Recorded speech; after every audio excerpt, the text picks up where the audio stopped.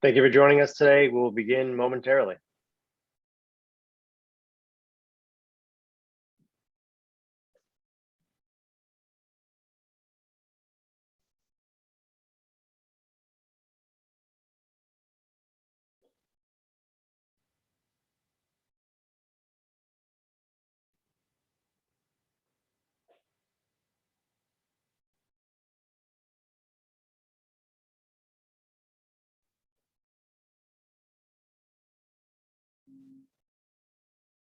All right. Good morning. Good afternoon, everyone. My name is Mike Mooney. I am the digital marketing manager at TPGi. Excited for today's session, a webinar of anxiety, developments in accessibility for people with anxiety and panic disorders. With our guest, our presenter today, Dr. David Swallow. Before we get started, I just want to go through a few housekeeping items. This session is being recorded, and we will email everyone the recording after the event. We do have live captions available. Feel free to use those as needed. And lastly, if we have time towards the end of the session, Dr. Swallow will answer Q&A at the end of the session. So please use the Q&A box provided by Zoom to submit your questions so we can keep track of them on our end. And if anyone needs any accessibility support, training, or usability testing, please reach out, follow up with us, and we can talk about and discuss those options with you. And with that, I will let Dr. Swallow get started. David? Okay, thanks, Mike. So welcome to a webinar of anxiety. I'm David Swallow. I'm Principal UX Consultant at TPGi. And today I'm going to be giving you an overview of developments in accessibility for people with anxiety and panic disorders. And I'm just going to knock my camera off just because I get a bit of a slowdown once it gets going. Awareness of this topic has grown in recent years, and high pressure sales tactics and deceptive design patterns have caught the attention of regulators and lawmakers and researchers. Banks have introduced new measures to support vulnerable customers. Social media companies have recognized the impact of their services on users' mental health. But has this made any difference? Is the web a less stressful place? Let's find out. I just want to make a quick note about my choice of language in this webinar. You might notice I use the term deceptive patterns rather than the perhaps more familiar dark patterns.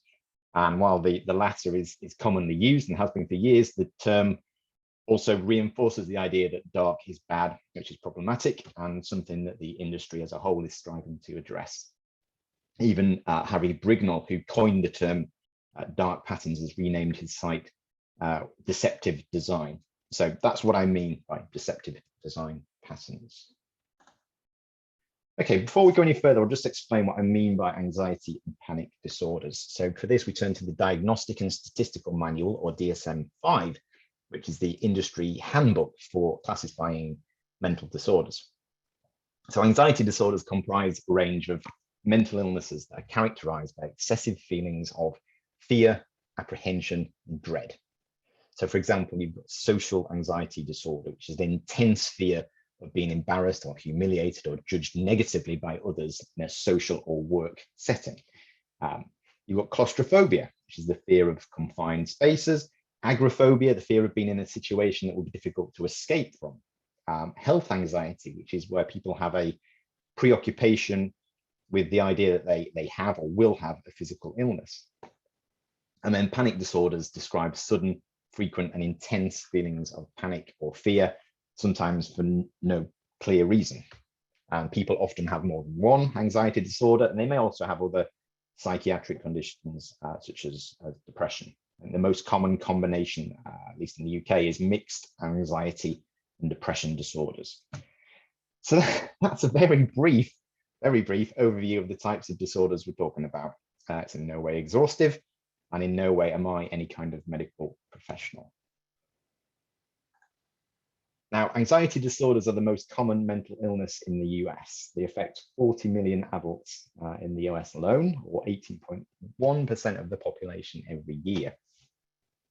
Now, I previously approached this topic from a from a medical perspective, focusing on people with clinically diagnosed anxiety.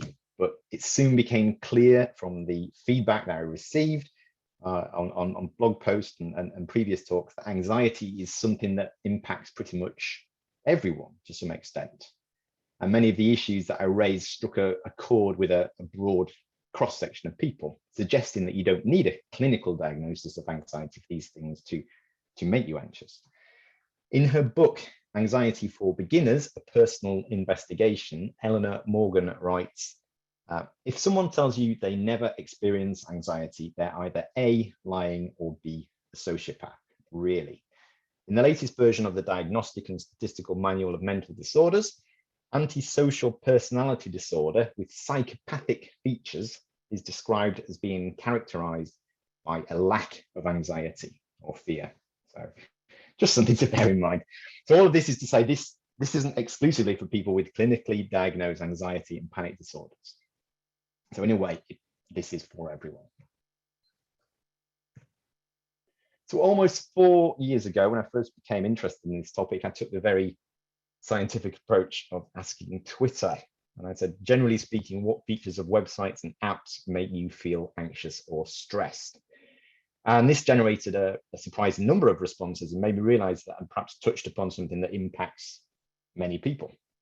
And then after asking about it on discussion forums and message boards, social media, and talking to people with anxiety and panic disorders, several common themes emerged, which I wrote about in a series of blog posts and spoke about on podcasts and talked about, conferences and meetups, and I've generally just been trying to bang the drum about the last few years. Now, during this time, I've been keeping tabs on the topic and monitoring any developments. And there have been various initiatives to try and address some of these issues. And I also still keep periodically checking in on Twitter. So now 4 years on, I thought it would be a good time to provide an update on these developments and revisit these themes. So we'll take a look through the 4 themes that I identified, consider whether they're still a problem, and look at what, if anything, has been done to address them. And I'm not suggesting that these are the only 4 things that trigger anxiety. They're just a snapshot based on the most commonly cited causes of anxiety from a small sample of people. And also, they're not universal anxiety triggers. Anxiety is very personal and subjective. That said, the first theme, urgency, was cited by a lot of people I spoke to and was really what sparked my investigation in the first place. So anything that provokes a sense of urgency or scarcity was a commonly cited source of anxiety. And one of the most common ways of provoking a sense of an urgency or scarcity is through a countdown timer and persuasive notifications. So anyone booking a holiday, if we do still do that anymore, will have encountered persuasive notifications. So things like, hurry, only 2 tickets left, or book now as 6 of the people are viewing this hotel. And we've all fumbled to find our credit card details as a ominous timer counts down with the number of minutes left to complete a transaction. So the web is awash with these so-called deceptive patterns designed to convert visitors and part them from their money. And it can be a source of irritation or even stress for many people, but they can be complete showstoppers for people with anxiety or panic disorders. But are they still a problem today? Yes, they certainly seem to be. When I recently asked again on Twitter about features of websites and apps that make you feel anxious or stressed, numerous responses referred to time limits when booking and buying tickets, unreasonable time limits on form submissions. 10 other users are looking at this offer. And it wasn't just countdown timers. People also mentioned videos that play automatically on Netflix, or animations and auto playing anything, moving carousels, anything moving that I didn't say to move, be it videos or GIFs or whatever. And notifications and the pressure to respond are a common source of anxiety for many people. It's basically anything that creates a sense of urgency that makes many people feel hurried and harassed. Now, instilling a sense of urgency and scarcity as a sales tactic is undoubtedly a common deceptive pattern that still persists in many websites. And there are now even browser extensions that are designed precisely for stripping out these persuasive notifications and creating a less stressful experience. So there's one called shutupbooking.com, another one called No Stress Booking, and this one, booking.com de-stressor, which claims to improve the user experience by not only removing persuasive notifications, but also rewording certain messages so that they sound less anxiety-inducing. So interestingly, the author does caution about throwing the baby out with the bathwater, noting that some of booking.com's messages are useful, if a bit alarmist. And then he explores how to allow the helpful notices to get through while filtering out the unhelpful ones. Now, this is an interesting point to make and raises the question of whether such tactics are not all bad. So is a little anxiety ever a good thing? And this is a question that's foxed regulators and lawmakers and researchers in recent years who've tried to regulate and legislate deceptive patterns. For instance, the high-pressure sales tactics of booking websites have caught the attention of the Competition and Markets Authority, CMA, in the UK, and ruling that such practices are misleading and aggressive and wholly unacceptable. The CMA has brought enforcement against 6 leading websites in this sector. Not that this seems to have had much of an effect. Anecdotally, I've certainly still encountered these tactics. There's also been articles such as this one suggesting hotel booking websites are still duping customers despite the CMA clampdown. Now, accompanying the ruling by the CMA was a set of principles, and these clarify the CMA's position on what online hotel booking companies need to do to ensure that they comply with consumer law. Now, there's lots of things in this put a stop to, but it describes how persuasive notifications are permissible under certain conditions. So, for instance, Principle 29 says statements about popularity and availability must A, be clear, B, disclose the assumptions, limitations, and qualifications that are relevant to the statement, and C, be substantiated by the hotel booking website's data. So again, this seems to be an acknowledgement that a little anxiety can be a good thing, or at least an acceptable side effect of certain design decisions. So these high pressure sales tactics and deceptive patterns undoubtedly still exist and are still a huge source of anxiety. But what if there is a genuine reason for creating that urgency? What if the number of rooms left is genuinely small? What if this information will be genuinely useful to users looking to book? And it really must be based on actual data, otherwise people might start getting suspicious. So someone called Ophir Harpaz, a security researcher and blogger, was in the process of booking a flight and encountered a persuasive notification that said 38 people are looking at this flight. So thinking this seems a lot, Ophir decided to check how they came up with 38. So they went into DevTools to inspect the element containing this spurious number and found that its class name was view_notification_random. Then they explored the algorithm behind this and discovered that this site was simply choosing a random number between 28 and 45, simply with the intention of nudging people towards booking their flight faster. So is a little urgency a good thing? I'd still recommend that we remove unnecessary time limits and countdown timers and give users enough time to comfortably complete their tasks. But providing it's presented clearly, is based on actual data, and provides a useful service to users, then a little urgency might not be such a bad thing. So let's take a look at the next thing, which was unpredictability. So the unpredictable nature of certain websites and apps was another commonly cited source of apprehension, and this manifests in a variety of ways.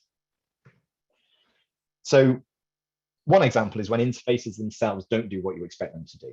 So I previously cited the example of Instagram, where unlike most of the websites, double tapping on an image unexpectedly likes the post rather than zooming the image. And then you have the added anxiety of trying to unlike the post and wondering whether the owner's been notified.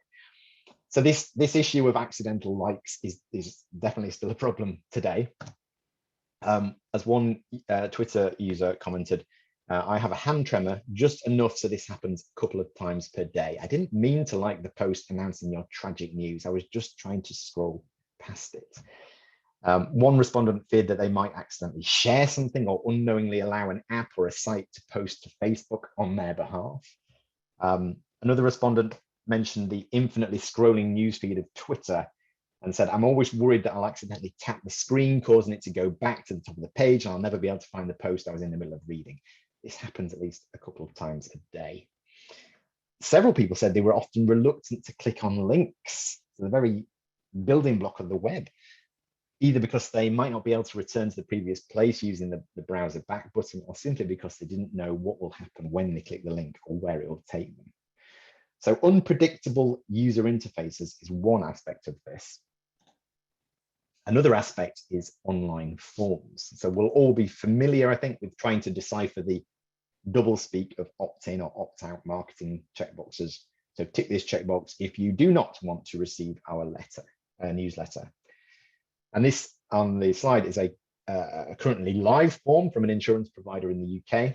And there's a disclosure widget that says, tell us if you don't want to hear from us. And hidden within this, it says, if you would prefer not to receive communications about our products and promotions, please indicate below. You can always tell us if you change your mind. And then it gives you checkbox options for email, posts, etc. So the uncertainty and unpredictability of this sneaky, deceptive pattern continues to be a common source of anxiety. Now, the good news is such shady practices should have been outlawed, at least in Europe, by the European General Data Protection Regulation, GDPR. So GDPR is a legal framework that sets guidelines for the collection and processing of personal information from individuals who live in the EU. And amongst various other requirements, the GDPR requires consent to be opt-in. So you need to seek explicit consent to use their information. So in theory, there should be no more please tick this box if you do not wish to receive further information from us type situations. Now, I say in theory, because GDPR is taking a while to have an impact. The law has certainly increased data protection awareness, but big issues remain over implementation and enforcement. There's a huge backlog of unaddressed complaints, and also big tech is reluctant to ditch these data harvesting business models. And actually, greater consent has resulted in greater anxiety for some. So even if you only spend a tiny amount of time online, it's impossible to escape cookie consent notices. So GDPR was meant to make web tracking easy for everyone to understand and give us more control over how our data is handled. 4 years after its arrival, cookie consent notices are an absolute blight on the web. And many respondents cited cookie pop-ups as a source of irritation and stress. One said, I wonder how people feel about consent requests. They are often in a language many won't understand as they are vague. Do some worry that they've consented to too much? And often they've not even been implemented in an accessible way.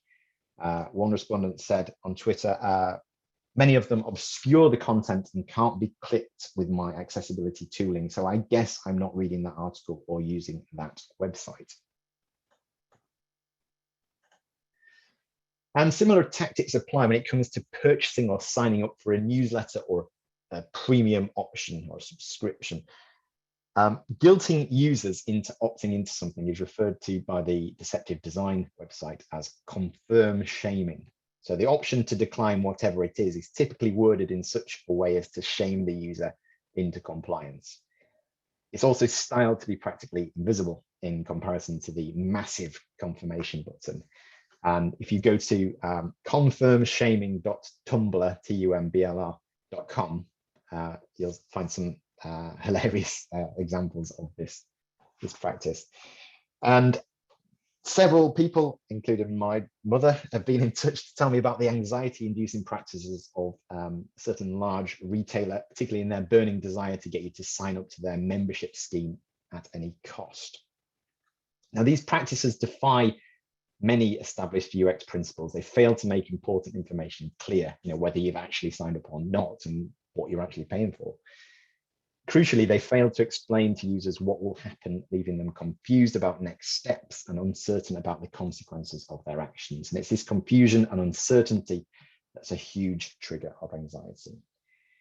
Now, as with the hotel booking websites, these practices haven't escaped the attention of the authorities, and following complaints, the UK's advertising watchdog, the Advertising Standards Authority, has made several rulings deeming such practices as unclear and misleading, and insisting that sign-up options must be presented clearly in future.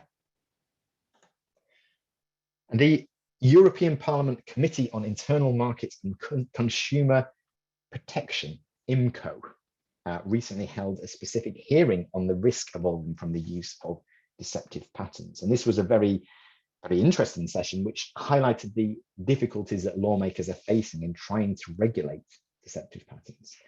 So the tricky thing is that deceptive patterns are so varied, so they often fall under different legislative areas, making regulation very difficult. So some can be considered misleading advertising practices, others relate to the unintended disclosure of data. And this makes it difficult to create an all-encompassing legislation. Different interface design strategies have different degrees of intrusiveness and different degrees of harm. So how do you quantify this? How much nagging to sign up to your premium service is too much? And also new deceptive patterns are being developed all the time. So defining them too precisely in legislation poses a danger of the legislation quickly getting out of date. But providing too loose a definition could result in legislation being circumvented, especially given the deep pockets of big tech who are all too willing to find loopholes and workarounds. And there's also that fear of throwing the baby out with the bathwater again and banning potentially useful patterns, as with the scarcity notifications.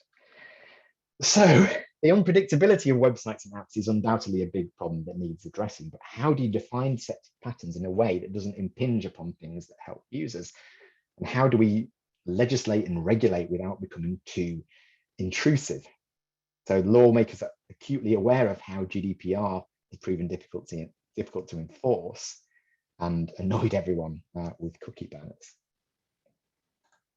So moving on to the next theme, which is powerlessness. And this goes hand in hand with the unpredictability of websites and apps. And it's the sense of powerlessness that they can provoke. So hiding key information, such as contact details or account deactivation instructions in difficult to reach corners of websites, can result in users feeling helpless. And similarly, targeted advertising is another commonly cited source of anxiety. And many respondents feel powerless to stop the intrusion of those ads. So a classic example of hiding account deactivation instructions is Facebook, right? It buries them deep within the website. And even if you do manage to find the option and try to deactivate your account, it brings up photos from friends' accounts that try to guilt you into staying. So again, it's that confirm shaming deceptive pattern at play. You know, don't you want the benefits of staying in touch with your friends? You know, do you hate your friends or something? And it's not just Facebook, lots of sites do it. I recently tried to cancel my HelloFresh recipe box subscription thing and had to click through about half a dozen screens of, are you sure you don't want to stay? You know, what about this? And so on. But putting options out of reach in this way is a prime example of friction. And friction in UX design is anything that prevents or gets in the way of users accomplishing a task. And powerlessness can often stem from unnecessary friction. This is a common source of anxiety. Now, I've previously recommended that we remove this friction in user interfaces, put important information up front and make it easier for users to make contact in a way that suits them. But what if there is a reasonable justification for introducing friction? Giving control to users might actually be as much about applying friction as removing it. So last time I talked about how designers at the UK online bank Monzo have thought about deliberately applying positive friction to financial transactions to better support customers with mental illnesses. And to avoid people with bipolar disorder making unnecessary frivolous purchases late at night, Monzo prototyped a method of delaying transactions until the following morning, allowing time for users to reflect on the purchases. And this approach is something that's really snowballed in the last couple of years, particularly to support customers in vulnerable circumstances, such as having a gambling addiction. And several banks in the UK have introduced gambling blocks, allowing customers to block spending with recognized gambling merchants. And to overcome the impulse to turn off the gambling block, some banks add even more friction by requiring you to talk to their customer support, or they add a delay. So these are all applications of positive friction or deliberate powerlessness to ultimately improve the user experience. And just as a side note, for advice on how the web content accessibility guidelines can support people with gambling addictions, I can highly recommend a blog post by my colleague Liz Serta, which I haven't put the URL to on there, but if you search for problem gamblers TPGi, you'll find that. And something I also mentioned last time was targeted advertising, and this is something that continues to be a commonly cited source of anxiety. So one respondent described targeted ads as the bane of my life, and they noted that ads on YouTube are probably the worst offenders for me, especially suddenly being randomly assaulted by them at intervals throughout an interesting video. I find many ads that seem to be forced on us against our will, a kind of invasion of our personal space. Yet, targeted advertising is not universally loathed.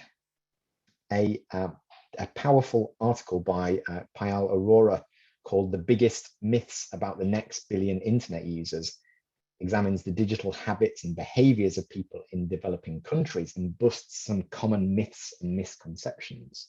One of these centers around privacy. So, a quote from the article says, "I found young people from the slums of Ludhiana and Hyderabad generally enthusiastic about Facebook's highly targeted advertisements. They felt special, they felt recognized, they felt respected." One person remarked that targeted ads made his time online more efficient, crucial when you have a limited data plan. So, is a little powerlessness a good thing? I think it depends really on the intentions behind the friction. So reducing the likelihood of user error or protecting vulnerable customers is one thing. But if it's done simply to track users or maintain engagement or to funnel them into a more vulnerable contact method, then it may not be so acceptable. So while I'd still recommend that we strive to remove unnecessary friction in design, it's not just a case of making a blanket decision to create completely friction-free experiences. I suggest that we also consider where it might be appropriate to apply friction as well. And these are just minor speed bumps to user journeys that are offset by the reassurance and comfort they provide to anxious users. Which brings me on to my next and final theme, which is sensationalism. And this relates not to UI design, but to content. So we're living in an era of so-called fake news and media sensationalism, where information is deliberately distorted to push agendas and generate business. And this is something that a number of respondents mentioned as being a particular source of anxiety. So relying on sensationalism and speculation and exaggeration as a sales tactic is undoubtedly a common deceptive pattern. And this style of reporting has certainly not gone away. And it's particularly the case for medical information, where irresponsible or careless reporting can have serious consequences for anyone with health anxiety. So one respondent said, "I hate reading a cute story about dogs and then randomly get slapped with a link to an article entitled 'Putin threatens to nuke,' for example. This is one of the main ways that I accidentally stumble across events which trigger my anxiety in recent times." And another respondent described how websites take advantage of people not being able to resist the lure of reading articles which are anxiety triggers due to the morbid fascination element. That's how these websites operate. They know that anxious people find it hard to resist triggers such as breaking news. More often than not, breaking news is pretty routine news anyway. It used to be called news. Now everything is sensationalized for dramatic effect. And a very topical example is the coronavirus pandemic. Now this, at least in the UK press, and I'm sure elsewhere, has been reported in very sensational and alarming tones. So from the early days of the pandemic, we saw headlines such as UK on killer virus alert and World War flu, which do absolutely nothing to help the situation. Well, it might shift more newspapers or gain more clicks. All it does is raise the anxiety of people who are sensitive to these things and erodes trust in the media. So the social media giants, Twitter, Facebook, Google, etc., attempt to fight the spread of misinformation in part by trying to promote authoritative sources. So if you search for COVID or coronavirus on Twitter, you're met with a banner that reads, "Know the facts," with a link to your country's health services. And all this is not to say that there's no cause for concern. Absolutely not. Millions of people have died from the coronavirus, but reporting things in this way just raises anxiety and causes panic unnecessarily. And another place we see sensationalism is in social media. Now, social platforms have been engineered to incentivize building a following and going viral. But what earns likes and follows, more often than not, is what provokes or surprises. So rather than encourage actual discussion, the like and share model encourages provocation and antagonism. And when this is coupled with algorithms that serve up more of the same, what we see represents not a balanced take on a topic, but an increasingly narrow and increasingly sensational slice of it. But it doesn't have to be this way. We're already seeing the beginnings of a movement in a different direction. So Instagram, for instance, is experimenting with hiding its like counter and even its follower counts. There's a trial that's underway that removes the iconic hearts from posts, leaving followers with no idea of how many or how few likes an update has received. So it's a simple tweak, but it shifts the focus from a popularity contest to hopefully a more meaningful engagement. And it discourages sensationalism and the pursuit of vanity metrics. And as I mentioned, sensationalist reporting, particularly in coverage of health and medical issues, is definitely a problem. But what if there's a genuine reason for creating that sensationalism? What if we need that sense of alarm to spur us into action that we might not otherwise take? And what if sensationalist reporting or advertising conveys an important message that has a lasting and positive impact? Now, it's undoubtedly a complex issue to address, particularly as even reputable sources can appear to get it wrong. And I used this example last year, which is an NHS Be Clear on Cancer poster campaign from 2015, which one respondent took issue with. So it has a picture of a doctor holding a sign that says, "Just tell me." And it says, "If you've had blood in your poo or loose of poo for 3 weeks, your doctor wants to know. It could be the early signs of bowel cancer. Finding it early makes it more treatable and could save your life." Now, according to the respondent, this was an example of overemphasizing the worst case scenario. Now, delivering accurate and timely medical information without causing unnecessary panic and anxiety is a difficult balancing act.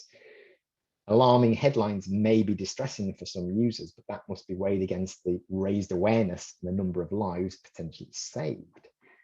So the Be Clear on Cancer campaign is a few years old now, and there's been considerable evaluation of it. And the evaluation has found a statistically significant increase in awareness of the campaign message and a statistically significant increase in urgent GP referrals for suspected cancer.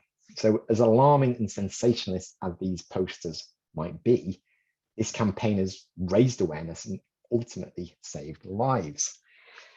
So in the majority of cases, I think there is no place for sensationalism. And similarly, I think that shift in focus away from likes and follower counts and the sensationalism that these metrics drive is a positive development for mental health. But it's important we don't shy away from difficult subjects that people might not want to hear about. I think provided it's handled in a sensible, responsible, and accurate way, and there's a genuine reason for it, then some degree of sensationalism is perhaps appropriate. And as with each of these other things, it boils down to the intentions behind it, really. If it's ultimately providing benefit to users, then perhaps a little sensationalism is a good thing. So I think it's fair to say that anxiety is still a problem on the web. So as one respondent put it, I don't think that such things have improved. In fact, they seem to have upped the ante over the past few years, in my opinion, and I can often sense something rather Orwellian about a lot of it. But with regards to what we should do about it, as we've seen, it's not always clear cut. Simply attempting to ban deceptive patterns could result in restricting potentially useful functionality, and attempting to define deceptive patterns in a way that is meaningful and future-proof is fraught with complexity. So what can we do about it? Well, we could just do nothing. And this is exactly the position taken by one person who got in touch with me. And they argued that much of what I was recommending was general good advice, but it might be problematic for people with clinical anxiety. So deliberately removing anxiety triggers in websites, they argued, is essentially encouraging avoidance, which according to the cycle of anxiety may result in short-term relief from anxiety, but ultimately leads to long-term anxiety growth. So instead, they suggested that the triggers should remain and that people with anxiety should be encouraged to confront their triggers. Now, I'll admit this seemed counterintuitive to me, as surely anxiety triggers on the web don't have to exist at all. They don't have to become triggers if they don't exist. And designers and developers are responsible for shaping user experiences from scratch and should surely be looking to remove or avoid any kind of barrier rather than deliberately leaving them in. That said, I'm no expert here, and I'd hate to be recommending actions that conflict with established medical guidance. So I'm keen to get people's views on this issue. Does removing anxiety triggers on websites essentially encourage avoidance? Please drop something in the chat. But if we were to do something about anxiety, then what? So following established guidance is always a good approach. And in my blog posts and talks, I've referenced various resources, including the Web Content Accessibility Guidelines. So despite not explicitly mentioning anxiety and panic disorders, WCAG includes a number of success criteria that address many aspects of cognitive accessibility. For example, there are techniques to turn off time limits and to encourage clarity in forms. TPGi's inclusive design principles are particularly relevant and can help to avoid anxiety-inducing practices in design. For example, the principle give control encourages the notion that people should be able to access and interact with content in their preferred way. And the UK Home Office team produced a series of do's and don'ts posters, sort of inclusive design best practices for different user groups, one of which was designing for users with anxiety. So using these resources will go a long way towards creating less stressful experiences. However, with the exception of that do's and don'ts poster, these resources weren't written with anxiety and panic disorders in mind. In fact, the diverse nature of cognitive and learning disabilities has always been a bit of a challenge for accessibility resources such as WCAG. Now, looking to address that is the W3C WAI Cognitive and Learning Disabilities Accessibility Task Force, which is known as COGA. So the task force is working to produce techniques and understanding and guidance documents that addresses the cognitive space, including for anxiety and panic disorders. And one of its publications is a comprehensive resource that provides tailored design patterns and technical guidelines known as Making Content Usable for People with Cognitive and Learning Disabilities. So for example, you've got objective 1, which is help users understand what things are and how to use them. Objective 3 is use clear and understandable content. And many of these have clear parallels with the issues that I've mentioned today. But I should stress that making content usable is currently supplemental guidance that's beyond the requirements of WCAG. So following the guidance is not required for WCAG conformance, but it will increase accessibility for people with cognitive and learning disabilities.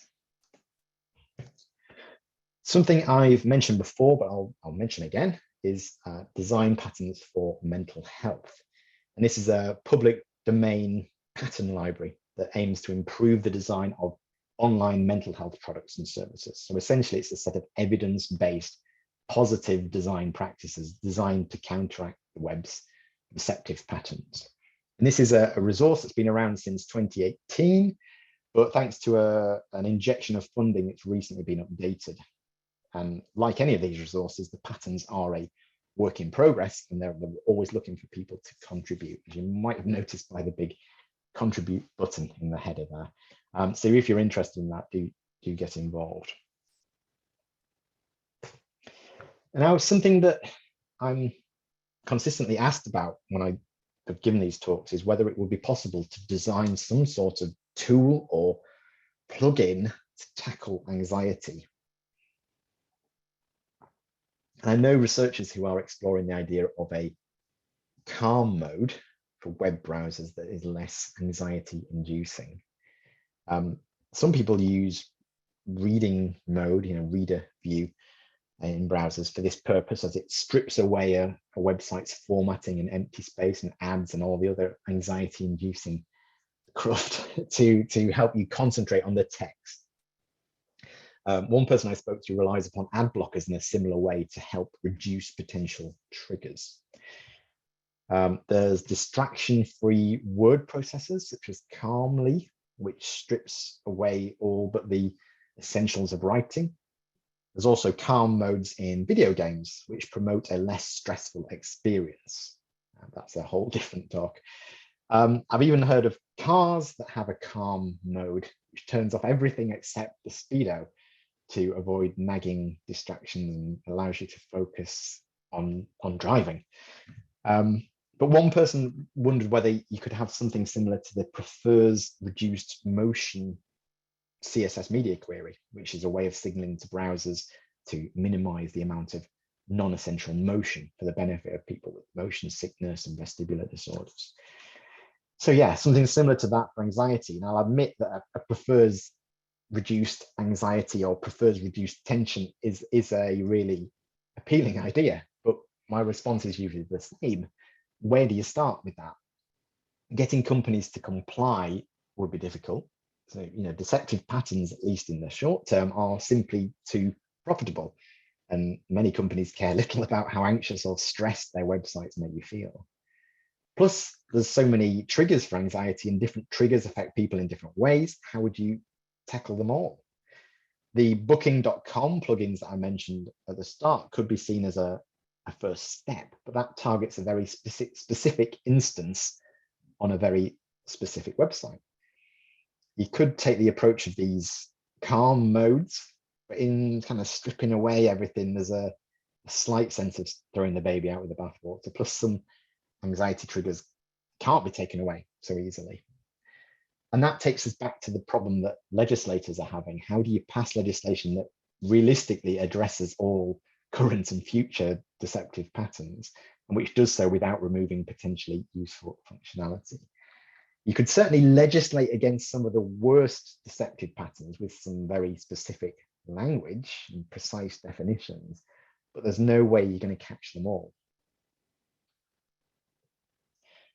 So instead of trying to legislate for every permutation, it might be worth encouraging companies to abide by principle-based regulations. And one possibility, which was raised by deceptive design expert Harry Brignall at the European Parliament discussion I mentioned earlier, was to adopt a similar approach to that used in the UK finance industry.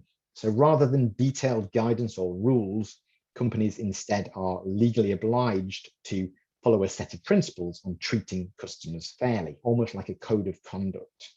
And UK folks may be familiar with the key facts document that you receive when you're purchasing a new financial product, and that gives you a clear breakdown of all the information you need to know. That's an outcome of the treating customers fairly approach. And any firm who is found not to be treating their customers fairly can find themselves in very hot water and subject to eye-watering financial penalties. So perhaps a similar approach could be taken towards deceptive patterns and anxiety-inducing practices, rather than using that whack-a-mole approach of trying to precisely define deceptive patterns. Instead, enshrine an ethical, responsible behavior in legislation and give companies the awareness to be able to make informed choices about the patterns they employ. So, in summary, anxiety is undoubtedly still a problem on the web. And we've looked at the theme of urgency, which highlights the risk of throwing away potentially useful functionality in pursuit of deceptive patterns. We've looked at unpredictability, which demonstrates the difficulty of defining deceptive patterns in legislation. We've looked at powerlessness, which suggests that making the web a less stressful place may be as much about applying friction as taking it away. And we've looked at sensationalism, which cautions against removing anxiety triggers at the expense of communicating information effectively. All of which has highlighted what a tricky area this is to tackle, and why lawmakers and regulators and researchers are struggling to get to grips with it. As for what we can do about it, as I say, one approach could be to do nothing and encourage users to confront their fears. Existing accessibility resources such as WCAG go some way to creating less stressful experiences, and upcoming resources such as making content usable might take this further. We might also tackle deceptive patterns on a case-by-case basis through various calm modes and browser extensions and plugins. And whilst lawmakers might attempt to tackle some of the most egregious anxiety-inducing patterns through tightly defined laws, a more fruitful approach might be to encourage companies through legislation, if necessary, to do the right thing and treat users fairly. So in our industry, we've got these concepts of accessibility and inclusivity, and we strive to go beyond the limitations of accessibility conformance with the intent of designing a more inclusive and equitable experience for people with disabilities. So when it comes to anxiety-inducing deceptive patterns, perhaps we need to focus less on techniques to avoid these dodgy practices and more on encouraging companies to treat users fairly and with respect. Because after all, creating an environment in which users and customers want to stay and engage with your product is surely a more positive long-term approach than relying on short-term sneaky tricks and deceptive design to fool them into staying. And I think common to each of these themes, there was a need for user research and user-centered design. You know, it's not simply about removing these potential anxiety triggers. It's about considering the risks and consequences of these triggers and corresponding these to the needs of your users. So as designers and developers need to make important ethical decisions about whether to include aspects of UI and UX design that may well trigger feelings of anxiety, but ultimately benefit users. Okay, thank you for listening. I think we've got time for a few questions if there are any, or you can find me on Twitter at David of York, or LinkedIn, however you find people on LinkedIn. Awesome, thanks, David. Yeah, there's a lot of chatter going on in the chat. So it's really good conversations that you've stimulated here. One of the questions that I pulled out was most of big tech seems to only be concerned about making money. How do we shift their views and have them start making meaningful updates to their software? Yeah, that's true. I mean, yeah, that's the same conclusion I had. I think it's going to be difficult, and I think it, as I was saying towards the end there, I think it's going to need to be legal regulations to enforce this. And as I say, things like the treating customers fairly, that is a legal requirement for financial companies. So something like that to motivate that good behavior, I think is the way forward there. Yeah, it's definitely tricky. Yeah, awesome. Got another question. This person says, great presentation. I'm interested in how these ideas apply in the context of higher ed. In the context of what, sorry? Of higher education.